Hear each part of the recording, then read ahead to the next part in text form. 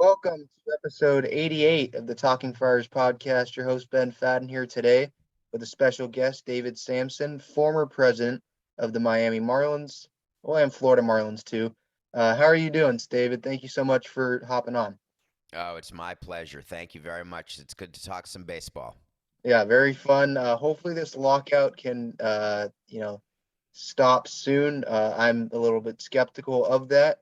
But before getting to the Padres, I think that there's some questions that some baseball fans might be interested in. So I just wanted to ask, just obviously with your Marlins background, first, you were fired in 2017 when that new ownership came in. That was done, at least from what I've read, that you got a phone call from Derek Jeter after you received a notification on your phone about it. Are you kind of still frustrated with how that whole thing went about? And did you think that it was a little disrespectful of them to not do it, face to face?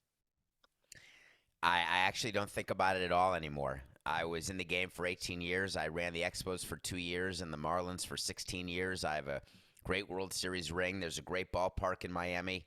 Hosted an All Star game. Lost 100 games. Traded away players. Signed players. Really had a great career, and I love what I'm doing now. So I have no problem with what happened. I always thought that I was only when you run a team, you're really just doing it for a small period of time in the life of a team. So I was pretty honored to have done it as long as I did. And no, I really don't think about Derek Jeter much. I watch from afar as he runs the team. He's run it for 4 years now. And all of the issues that he has sort of make me smile. I could have predicted all of them, that's for sure. But in terms of feeling disrespected or respected, as I say on my show, it's just business. It's nothing personal. Okay. Do you now, in terms of the moves that they made and when they came in, getting rid of Giancarlo, Yelich, Realmuto, pretty much everyone, do you wish that they tried to stick with that group together a little bit longer?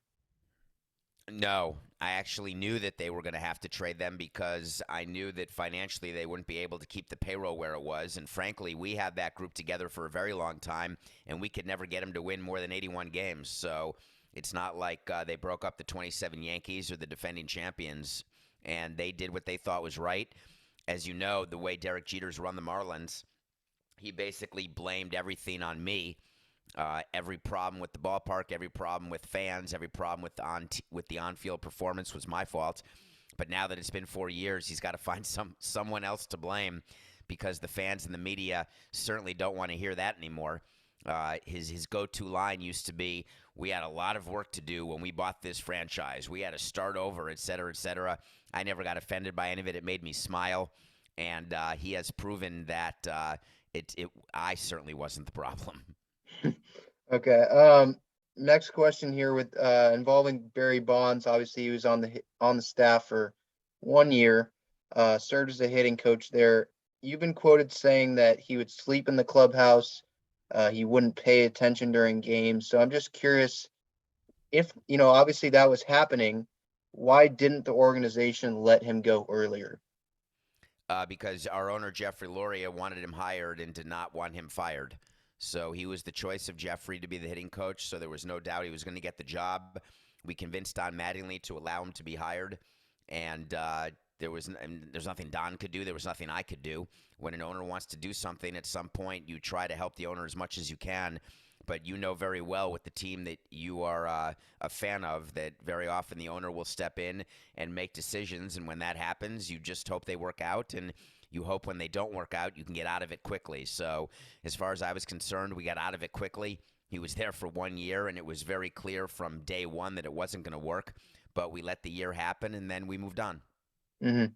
Now, I also saw a story involving Barry where he left the clubhouse while D. Gordon was apologizing to the team for his use of steroids. Are there any other wacky kind of Barry stories that you haven't told yet? Because to me, it just seems like that year, uh, just to say it, I guess nicely, did not work out well. Well, that was the year that Jose died, so Yeah. there was Hmm. tragedy that year. That was a team that was performing well, and we really had a chance. We just couldn't get it together, and we thought we were in a really good position for the following season, for sure. And then when the tragedy happened, that changed the course of history for the Marlins. Obviously, more importantly, it changed the course of a life of unborn child and of an entire family.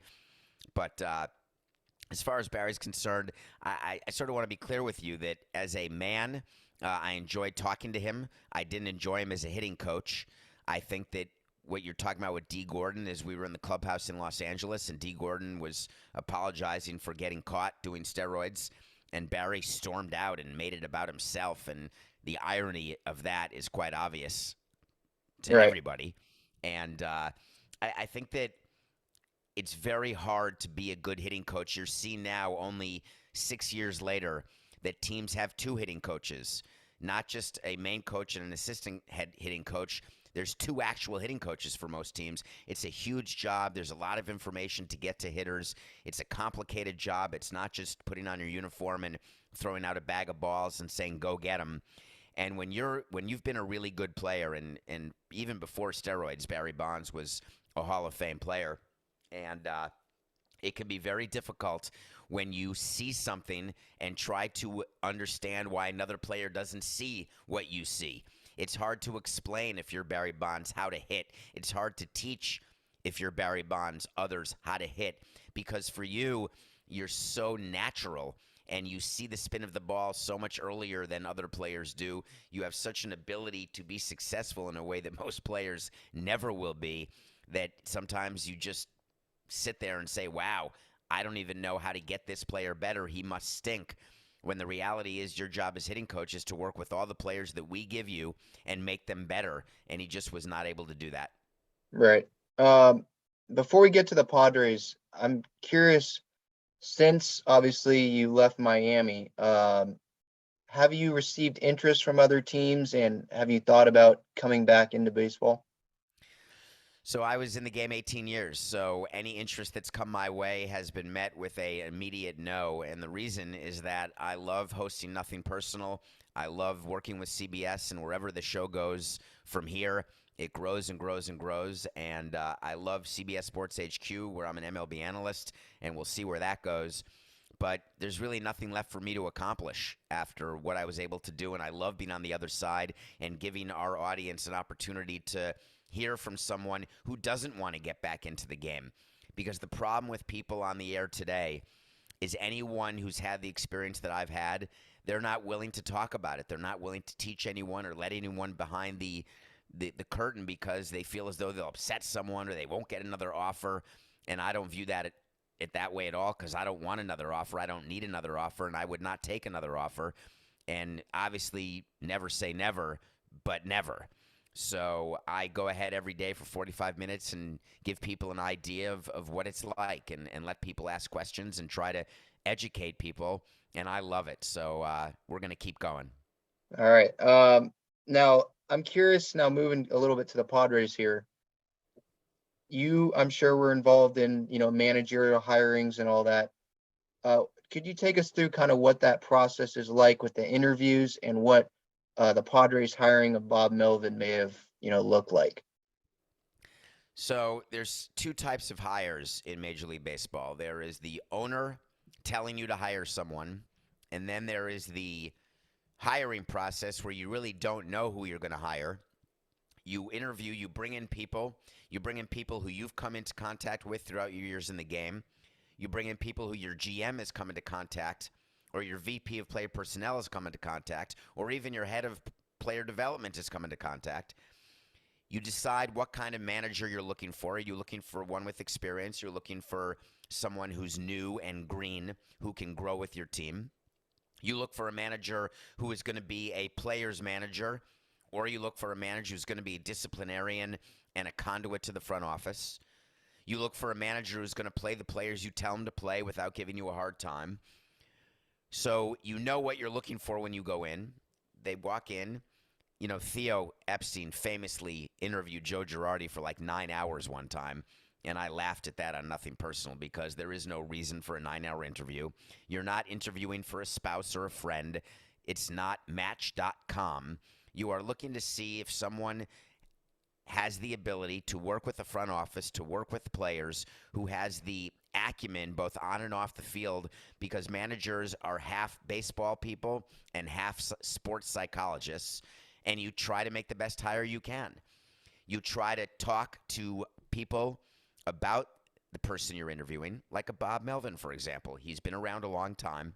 There's a lot of people who know him. There's a lot of players who have played for him. There's a lot of executives who have been around him. There's a lot of owners who have been around him. So you can get an idea of what that person's like. But at the end of the day, you never really know about any employee you hire until you hire them and live with them and work with them. And that's why so often you see these hirings made where everybody celebrates and then years later there's a firing because something didn't work out, whether it's winning on the field, whether it's the chemistry between the front office and the manager's office, or the chemistry between the manager's office and the clubhouse. You can only know those things when you watch it. So I would spend a lot of time in the clubhouse, a lot of time with my managers, a lot of time with my players, just being around and learning and listening and talking and guiding and trying to be the best president I could be. Bob Melvin's a great hire by the Padres, but he is not going to change the personnel on the field. And that's where the Padres have a problem. Now, part of that problem, Eric Hosmer, what is your views kind of on that deal? And, you mentioned, an owner maybe sometimes putting, inserting themselves and telling a GM or a president of baseball ops what player signing or manager hiring. Do you think that the Padres, maybe a Preller, I don't know this personally, if Preller was totally all in on Hosmer or if that was more of an ownership thing just to put, a face in the organization. Do you think that that front office maybe knew that this Hosmer thing wasn't going to work out before that contract was even signed? No, I'd like to bring your attention, please, if you don't mind, to when Eric Hosmer got signed. It was celebrated by fans of the Padres, Yeah. right? Do you Yep. remember? He had Yeah. won a World Series, and it was an exciting big free agent signing. The Padres are now going to compete with the Dodgers, and everything's going to be great. They can be as good as the Giants. So they have a great farm system. And the reason why deals often don't work out, long-term deals, is that you end up paying more for past performance than future performance. And that's what happened with Eric. You paid for what he did, not for what he's going to do or will do or is doing for you. So that's not the reason. His contract is not the reason why the Padres have not been winning or why they won 79 games last year. Your ownership spends a lot of money, more money than they should, raising the payroll to levels that revenue does not support, willing to lose money, which is a fool's game, in my opinion, to lose money. And I did it in probably 15 out of the 18 seasons. We lost money operationally. And it just feels terrible to have your owner write checks every year or take on more debt, and you're still not winning. So Hosmer himself does not embody the problem. I think the issue is the blind loyalty that the owners have to AJ. And I think that if you ask around the game, the majority of other GMs would tell you that a team with AJ Preller as GM is likely not going to win for all sorts of reasons, not the least of which is the poor choice in players. Okay. Now kind of getting to Preller, he made a hire in Jace Tingler a couple years ago. Did you kind of know, right when that happened, that probably wasn't the best signing when they had, or hiring, excuse me, when they had Ron Washington, in the building essentially? So I'm not sure Ron Washington would have been the answer either. I think that the problem is when Jace was hired, I think the industry was skeptical because it seemed as though Preller was hiring his friend. Now, when LeBron brings in friends, sometimes the teams win, sometimes the team loses, right? So hiring a friend can be good, it can be bad, but what kind of manager were you looking for? What kind of manager does AJ Preller want? Because who he has now is totally different from who he's ever had. So I can tell you, if AJ Preller walks into that clubhouse and starts talking to Bob Melvin about certain issues with players and lineups and all these other things that is very common now in the game, So I'm not in any way critiquing AJ for having a say in what goes on the field, because that happens in just about every front office. But the reality is, like with a Bob Melvin or a Buck Showalter in New York right now, I can just picture Billy Epler walking in to talk to Buck Showalter about his lineup, and Showalter saying, "Get the hell out of here. Leave me alone. I will do my job." Bob Melvin has earned that right with the success he's had. So there was a lot in that hiring that is very interesting and out of character for AJ Preller. So, like I said, when you're bringing in a manager and you've had a player's manager and it doesn't work, you bring in a disciplinarian. When you've had a disciplinarian and that doesn't work, you bring in a player's manager who eases up on the rules, who lets players dress up or dress down, or just changes sort of the chemistry, changes the tone of the clubhouse. Bob Melvin comes in with a career's worth of respect. He comes in having won at the highest level with the lowest payrolls. So if you are the Padres owners, if you allowed the hiring of Bob Melvin, what you're really saying is, AJ, get out of the way and let Bob Melvin do his job, because there's no more hiding for AJ. If the Padres win 79 games again next year, even though, unbeknownst to me or anyone in the game, why he keeps getting extensions, it's going to be hard to argue that Melvin will be the next one fired in that front office. The odds are it's going to be AJ. Yeah, and what I would say though, in return with that about, AJ getting extension at the time that he did, they made the playoffs. I know it was a shortened year, and I know that right now the farm system doesn't look, great. But at the same time, he did bring in Manny, Tatis, that trade, that's big, obviously, as the franchise cornerstone. The Grisham move has worked out a little bit. I know Myers, hasn't really worked out as well as they'd liked. But the moves that he's made, improved the rotation. The Musgrove deal looks really good right now. Jake Cronenworth. So he's made moves. I know that the big moves, the Hosmer obviously is going to be, resume defining, at least, in the Padres tenure. But I think you know, he's done enough right now, I would say, to deserve an extension. But like I mentioned, I agree with you, and you can elaborate more on this. Do you really believe that if he doesn't, win next year or 2 years from now, if he will still have that job? Oh, I guarantee you, if the Padres miss the playoffs for the next 2 years, AJ Preller will not be the GM. It's not even, I'll put it as a wait to see on my show, which I do when I say something's going to happen, and then I revisit it. And if it happens, I revisit it. If it doesn't happen, I still revisit it. If they have 2 more losing seasons where they don't make the playoffs, he won't be there. Making the playoffs in 20, it's like what the Marlins did. It's nice. You had a nice 60-game stretch, but 162 is far different than 60. And what AJ's done a lot of is gotten the owner's confidence and signed a bunch of players, but then traded them. And listen, I did that too, so I'm not critiquing that as a philosophy. I just learned over time that winning the offseason means nothing. It feels so good during the winter meetings to have press conferences. It feels so good to make trades and to bring in and hand a uniform over and take a photo and get everyone excited. But at the end of the day, winning the offseason is not correlated in any way to winning in October. And right now, the Padres are just about out of excuses. They've got to win. And I will also say that the Manny Machado deal, that was just a straight overpay. There was no other team offering Machado. The reason he signed with San Diego, as you recall, he took the stage and Manny said, I chose the Padres because I studied their farm system and I liked their farm system. And that was just a bunch of horse hockey. He got the highest offer from the Padres by a lot. He wanted the 30 AAV. He got it. He signed immediately. The farm system could have been you and me, and Dopey makes 3, and he would have signed that deal. And when you put a group of players together the way that they have, and you can say that acquiring Darvish and Snell, etc., but I'll tell you, you trade with Tampa, you're going to lose the majority of the time. Blake Snell has not been who they needed him to be, who they thought he could be. And Darvish is Darvish, but has not shown that he can lead a rotation through October. I think it's just going to be tough. And when you're in a division the way the Padres are, you have to really think to yourself, and this is how we would do it. We have to make up 27 games on the Dodgers, right? How do we do that? Remember, they won 106 games and the Padres won 79. Now, I don't expect the Giants to win 107 next year, not even close. So if I'm the Padres, I'm saying, listen, the Giants will come back to earth. We're better than they are.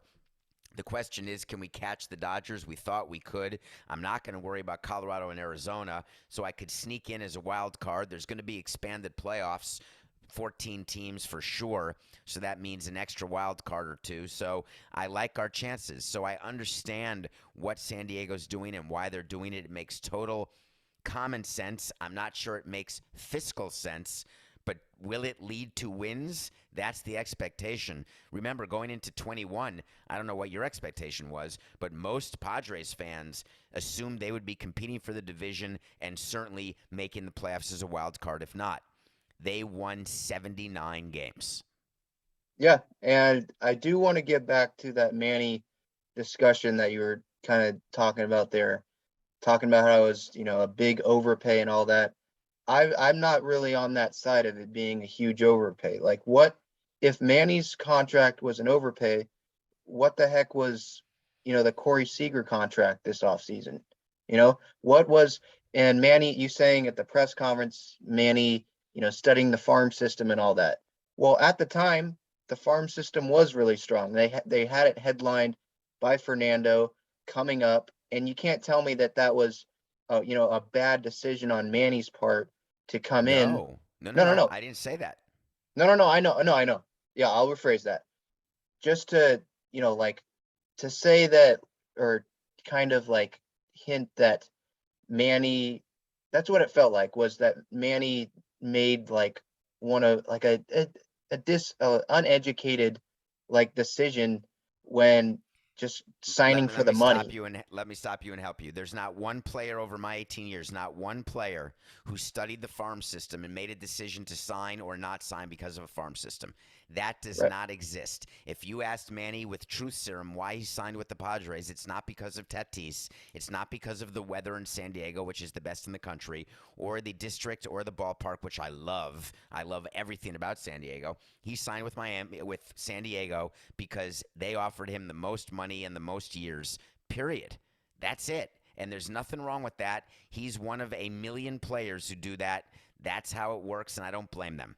So Manny made the right decision because that was his best offer. What I was telling you is that to say, do you remember a guy named Mike Hampton? Probably before your time. Mike Hampton was a pitcher who pitched for a bunch of teams, and he signed a free agent contract with the Colorado Rockies in 2000 and something. And he said, I signed with the Rockies because my wife and we love the school system in Denver. And we all laughed at that in the industry because the Rockies overpaid him by so much. He would have signed with the Iowa Cubs if they had offered him that amount. So all I ask of the players to do, or for anyone to do, just be honest.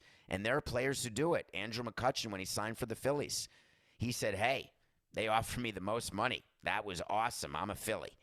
And there would have been no problem of Manny saying that, but just don't say you studied the farm system. Well, can you admit that the farm system was strong though at the time that he did sign? And the farm system is still strong. So we don't, also, executives don't read Baseball America and MLB.com list of top 30 prospects. We have our own list of top 30. We keep a list of our top 30 and of other teams' top 30, and we do not pay attention 1 second to all of the people who do those lists because none of them are in the game. They all want to be in the game, but they're not in the game. Everyone's got a blog or a magazine they write for, or a website. But actual real life, not fantasy, real life general managers, president of baseball operations, team presidents don't pay attention to any of that. So the Padres, whether they had a great farm system or not, you can look at their young players and say, yeah, they really have a good farm system.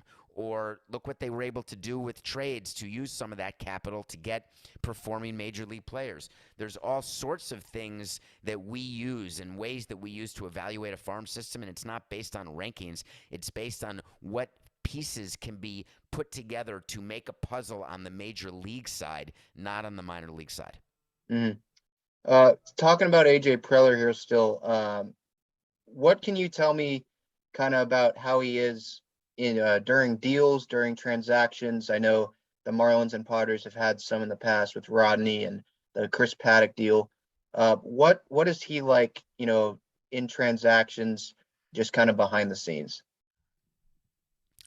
So he is a deal maker, and there are some GMs who you don't want to deal with because they just are big talkers and they really can't get to the finish line. It's hard for them to consummate a transaction.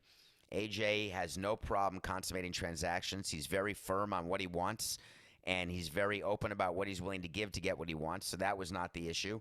I certainly had an issue with him lying about Colin Ray and about the medical records, and I certainly could tell you things that go on there from the international side and the medical record side and all sorts of reasons why other GMs do not necessarily hold him in high regard. And it's because they've dealt with him, not that they've read about him. They actually have dealt with him. So, again, I take it far more seriously when people with whom I work, who I actually know, say things versus someone in the media or a fan or anything like that. So from AJ's standpoint, the issue that GMs have with him in general is that he believes that he's the smartest person in every room he's in. And the problem with that is if you are the smartest person, you don't have to say it. People just know it. And if you're not, then it's best to not say anything at all. And so during transactions or just during conversations at the winter meetings or whatnot, that's how he would act? Like he would, that's. I'm not going to do a personality Rorschach test on him. I can only say that we knew what we were dealing with when we were dealing with him. We dealt with him because there's only 29 other people you can deal with. And so you never shut out anybody, no matter what you feel about them professionally or personally. We always did our homework and did deals that we thought were best for us. I don't regret the Rodney deal for 1 second. Trying to win with Rodney in 2016, he was lights out for the Padres. Mhm. Our baseball people had Paddock as a 4 or 5 starter, and we were willing to trade a 4 or 5 starter in order to get a second closer. And Rodney just couldn't get anyone out for the Marlins, and then Jose died, and it was just we didn't make the playoffs. It was just a tragic year. But I don't look at that trade as a failure for the Marlins at all, nor do I look at that trade as a huge success for the Padres. While having Chris Paddock as your starter still this many years later, that's great because Rodney was going to be a free agent. So they did the right business move. When you've got a free agent to be and you're not going anywhere, you need to move that player so you can get something back, whether it's a draft pick, whether it's a young pitcher, whether it's a young position player. Sometimes they work out, sometimes they don't. But all GMs, from AJ Preller to Theo to Andrew Friedman, every single one of them have trades that they've gotten right and have trades that they've gotten wrong. Every single one of them have signings they've gotten right and signings they've gotten wrong. But the media and fans tend to only look at positives for some guys and negatives for others. But inside the game, we always keep track, and there's not one GM ever who's gotten it all wrong or all right. Mhm. Uh, was there any possible trades that were discussed that just didn't hit the, finish line with the Padres in your tenure? Oh, many. But I mean, I couldn't tell you specifics because I can confidently say with 100% certainty that we had trade discussions with every one of the other 29 teams. That did not happen. That's what you do when you are running a team, is you are presenting options to other teams, whether it's during the winter meetings or the GM meetings or on a random Tuesday when your team is visiting that team or when they're visiting you. You talk about the needs of your team and the needs of their team, and you see if there's a match. So there's talking that goes on all year long between all 30 teams. Mhm. Now, staying with the current team, after the lockout, there's probably going to be a big, scramble of additions and teams, mapping out. Well, they're mapping out plans right now, but if the Padres do get a power hitting outfielder and they have a choice between Kris Bryant and Nicholas Castellanos, who would you rather see them get? Well, you know my answer, right? My answer is depends on money. So Mm, if Kris Bryant is going to want a contract like Machado, you don't. He's not a $30 million player. Kris Bryant's agent will tell you he's a $25 to $30 million player. Kris Bryant's agent will say, look what he did with the Giants. That's the MVP, Kris Bryant. But the fact is his numbers are trending the wrong way. And that type of commitment is just not worth it, especially when you look at the position player commitments that the Padres already have. So I believe that they should go for a deal that has fewer years, not more, because you don't want to tie yourself up with too many deals going forward. 3 years, 4 years, 5 years, 6 years, because all of a sudden you've got a healthy amount of payroll tied up in only a few players, and there's always going to be the next guy. So it's great that Tatis is signed. You've got him. But guess what? You got to surround him. It's not like the NBA where if you sign a big player, you're going to guarantee the playoffs and you can put together a big three and you're going to have success in June. As we've seen, you don't have to look any further than right down the road from you in Los Angeles with the Anaheim Angels, the Los Angeles Angels of Anaheim, whatever they're called now. They've got Trout, they've got Rendon, they've got Shohei, and they've got the same position in October that I have, which is just watching. So they have not been able to put it together. So that's the danger when you sign too many guys out too long. So it'll be interesting to see whether or not the Padres sign another position player long term. I would suggest they will not unless they can move one of their existing longer term deals. And I think that they need to take a hard look at their pitching. While people say what a great rotation when you start naming out Musgrove and Darvish and Snell and Paddock and yada and yada and yada, I think what we learned is you can never have enough pitching and you can never have enough flexible pitching.